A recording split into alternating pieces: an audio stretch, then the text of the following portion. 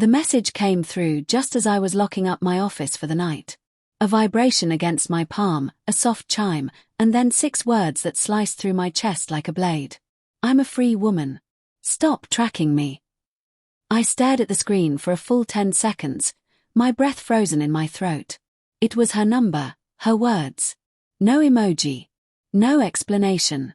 Just that declaration, sharp, final, defiant. The hallway lights hummed overhead.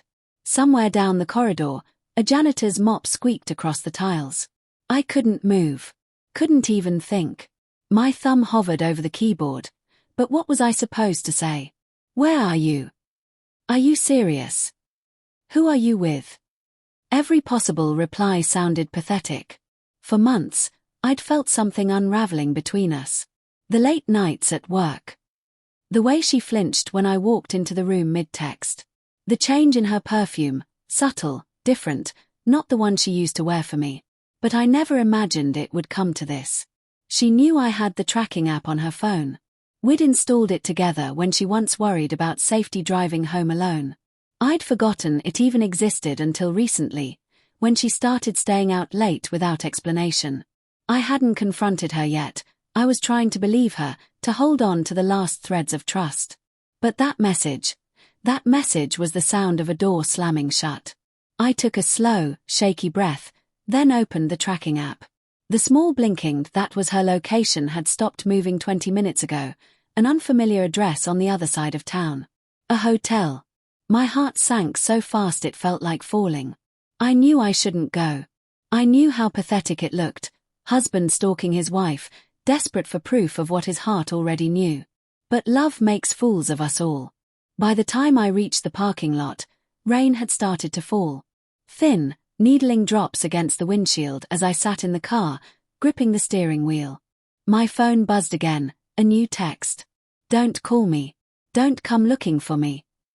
12 words this time. 12 minutes later, she wouldn't have a home to come back to. I drove. The city blurred past in streaks of red and white.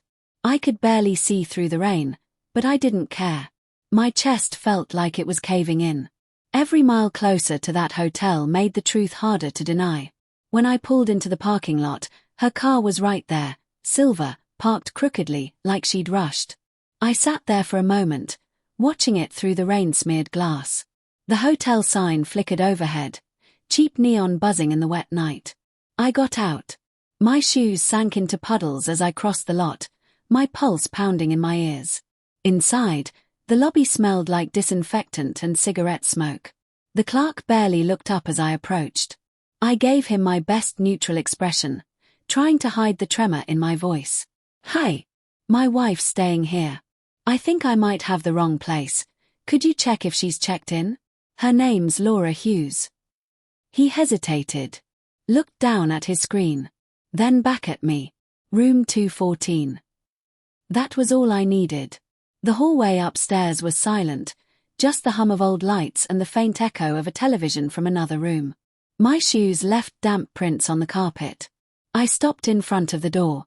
214. My hand hovered over the handle. I didn't know what I'd do when I saw her. I didn't even know if I wanted to. Some part of me still prayed that she'd be alone, that I'd open that door and find her crying, regretting, ready to explain. I knocked once. No answer. I knocked again, harder. Then the door opened.